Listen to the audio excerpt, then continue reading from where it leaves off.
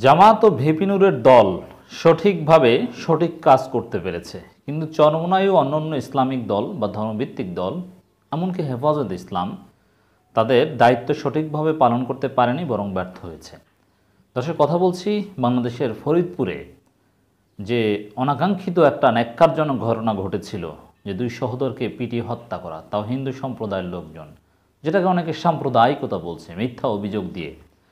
এই ঘটনায় চিন্তা করেন, স্বাধীন বাংলাদেশে, মুসলিম বাংলাদেশে, যেই সময় ভারতের লোকসভা নির্বাচন চলছে, সেই সময়ের প্রাক্কালে বাংলাদেশের মুসলমানদেরকে পিটিয়ে হত্যা করা হবে, আর সেটা নিয়ে কেউ কিছু বলবে না, বরং গ্রেপ্তারে গড়িমসি, কঠিন কোনো পদক্ষেপ নেওয়া হচ্ছে না, দেশের মানুষের মধ্যে কোনো প্রতিবাদ নেই, বরং মিডিয়াগুলো রিপোর্ট করতেও সাহস পাচ্ছে না।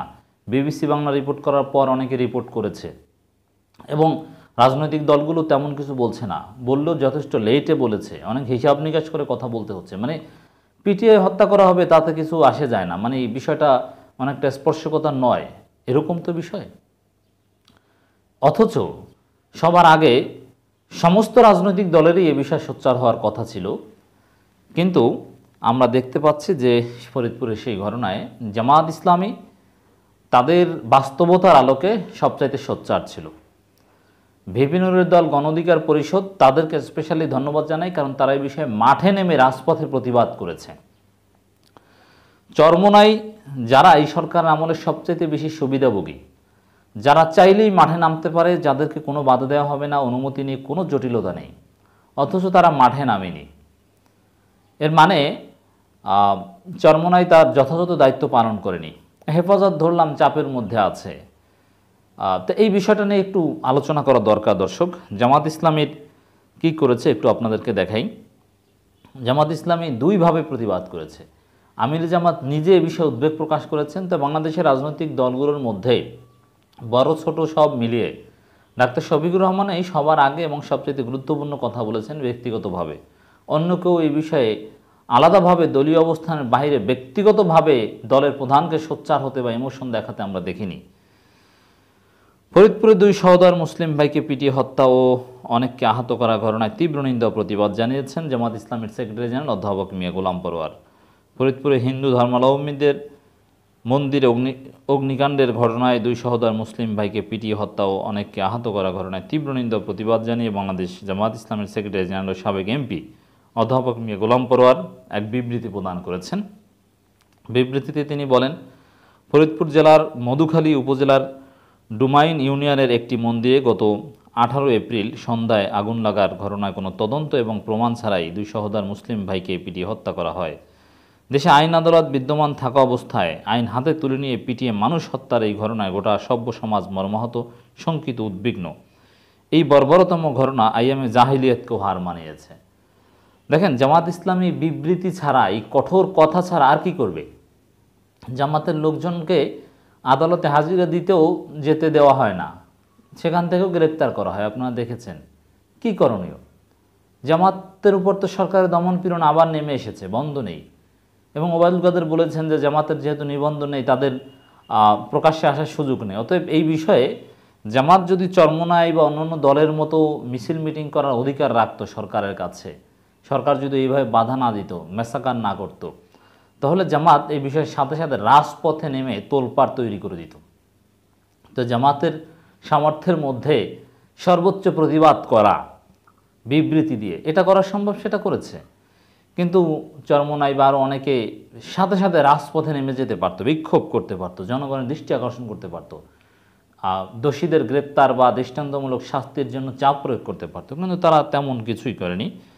গোলাম পরোয়ার আরও বলেন, অবিলম্বে সুষ্ঠু নিরপেক্ষ তদন্তের মাধ্যমে দোষীদের চিহ্নিত করে দৃষ্টান্তমূলক শাস্তি দেওয়ার জন্য আমরা সংশ্লিষ্ট কর্তৃপক্ষের প্রতি আহ্বান জানাচ্ছি। সেই সাথে কোনো ষড়যন্ত্রকারী যেন ধর্মীয় সম্প্রীতি বিনষ্ট করতে না পারে, সে ব্যাপারে সবাইকে সচেতন থাকতে হবে। আমরা নিহতদের রুহের মাগফিরাত, তাদের পরিবারের প্রতি গভীর সমবেদনা ও আহতদের দ্রুত সুস্থতা কামনা করছি এবং নিহতদের পরিবারকে উপযুক্ত ক্ষতিপূরণ এবং আহতদের সুচিকিৎসা ব্যবস্থার জন্য সংশ্লিষ্ট কর্তৃপক্ষের প্রতি আহ্বান জানাচ্ছি। এবং আমি এটা নিশ্চিত যে নিহত আহতদেরকে বিভিন্নভাবে সরকারি সহযোগিতার বাইরেও যদি কোনোভাবে সহযোগিতা দেওয়া যায়, জামাত সেটা পৌঁছে দিবে। এবং এ বিষয়ে ডাক্তার শফিকুর রহমান সবার আগে মুখ খুলেছিলেন। ফরিদপুরে হিন্দু ধর্মাবলম্বীদের মন্দির অগ্নিকাণ্ডের ঘটনায় 2 সহোদর মুসলিম ভাইকে পিটিয়ে মারা ও অনেককে আহত করা ঘটনায় চরম নিন্দনীয় জঘন্য অপরাধ। ফরিদপুরে একটি মন্দির অগ্নিকাণ্ডের ঘটনায় কোনো তদন্ত প্রমাণ ছাড়াই 2 সহোদর মুসলিম ভাইকে পিটিয়ে হত্যা করা খুবই কুৎসিত জঘন্য ঘটনা। এই ঘটনায় গোটা সমাজ মর্মাহত, শঙ্কিত, উদ্বিগ্ন। পিটিয়ে হত্যার এই ঘটনা আইয়ামে জাহিলিয়াতকে হার মানিয়েছে। অনতিবিলম্বে দোষীদের চিহ্নিত করে সুষ্ঠু তদন্তের মাধ্যমে দৃষ্টান্তমূলক শাস্তি দেওয়া হচ্ছে, জনগণ তা দেখতে চায়। পাশাপাশি কোনো ষড়যন্ত্রকারী মহল যেন ধর্মীয় সম্প্রীতি বিনষ্ট করার ষড়যন্ত্র করতে না পারে, সে ব্যাপারে সবাইকে সজাগ থাকতে হবে। এর মানে মুসলমানদের পিটিয়ে হত্যা করেছে, উত্তেজিত হয়ে মুসলমানরা আবার পাল্টা হামলা করবে, এরকম যেন না হয়। ডাক্তার শফিকুর রহমান ব্যালেন্সড কথা বলেছেন, ভারসাম্যপূর্ণ কথা বলেছেন, আইনের শাসনের কথা বলেছেন, ধৈর্য ধরার কথা বলেছেন। তবে ন্যায় বিচার নিশ্চিত করতে হবে, দৃষ্টান্তমূলক শাস্তি দিতে হবে। আইন নিজের হাতে তুলে নেওয়া যাবে না। জামায়াত ইসলামী কোনো সাম্প্রদায়িকতায়, কোনো সহিংসতা বিশ্বাস করে না, আইনের শাসনে বিশ্বাস করে। নিহতদের রুহের মাগফিরাত, তাদের পরিবারের প্রতি গভীর সমবেদনা, আহতদের দ্রুত সুস্থতা কামনা করছেন ডাক্তার শফিকুর রহমান। আমরা দেখতে পাচ্ছি ফরিদপুর মন্দিরে অগ্নিসংযোগের মিথ্যা অভিযোগে শ্রমিকের মৃত্যুর প্রতিবাদে সমাবেশে বক্তব্য রাখছেন নুরুল হক নূর, গণঅধিকার পরিষদের অন্যান্য নেতা। নুরুল হক নূর পলিটিক্যালি বিষয়টা চমৎকারভাবে অ্যাড্রেস করেছেন। নূর এখানে সাহসিকতার পরিচয় দিয়েছেন। তার বিরুদ্ধে এমনিতেই মামলা, গ্রেপ্তারি পরোয়ানা, তারপর তিনি রাজপথে নামছেন তাও স্পর্শকতার বিষয় নিয়ে। তো এরকম গ্রেপ্তারি পরোয়ানা থাকলে অন্যান্য ভীতু নেতারা অনেকে চিন্তা করে যে এমনিতেই আসি সমস্যায়, তার মধ্যে আবার এই স্পর্শকতার বিষয়ে কথা বলবো, যে এখানে কেউ রিপোর্ট করতে সাহস পায় না।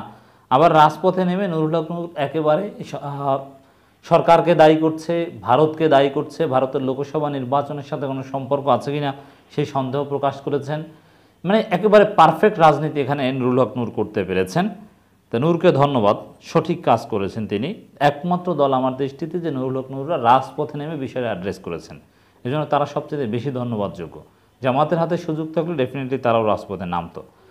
চরমোনাইয়ের কথা যদি বলি, এইসব বিষয়ে চরমোনাই সোচ্চার হবে, এটা একেবারেই স্বাভাবিক, কিন্তু সোচ্চার না হওয়াটা দুঃখজনক। আমরা চরমোনাই পীর সাহেবের একটা বিবৃতি দেখেছি, লেট বিবৃতি। ফরিদপুরের মধুখালীতে 2 সহোদরকে ও 3 শ্রমিক হত্যার ঘটনায় ইসলামী আন্দোলনের নিন্দা ও প্রতিবাদ, জড়িতদের কঠোর শাস্তির দাবি পীর সাহেব চরমোনাই। মানে জাস্ট অফিসিয়াল বিবৃতি দিয়েছে, কিন্তু রাজপথের কোনো কর্মসূচি নেই। সাম্প্রদায়িক দাঙ্গা সৃষ্টির জন্য পরিকল্পিতভাবে ফরিদপুরে হত্যাযজ্ঞ চালানো হয়েছে। মাওলানা ইমতিয়াজ, ঢাকা মহানগর দক্ষিণ সভাপতি, তিনি এই বিষয়টা তুলে ধরেছেন এবং তিনি দীর্ঘ বক্তব্য দিয়েছেন, কিন্তু রাজপথে কাউকে নামতে দেখা যায়নি। অথচ চরমোনাই চাইলেই রাজপথে নামতে পারত, তাদের হাতে একেবারে সহজ সুযোগ, কিন্তু তারা ব্যবহার করছে না। চরমোনাইয়ের ভূমিকা এটা যথাযথ হয়েছে বলে মনে করব না।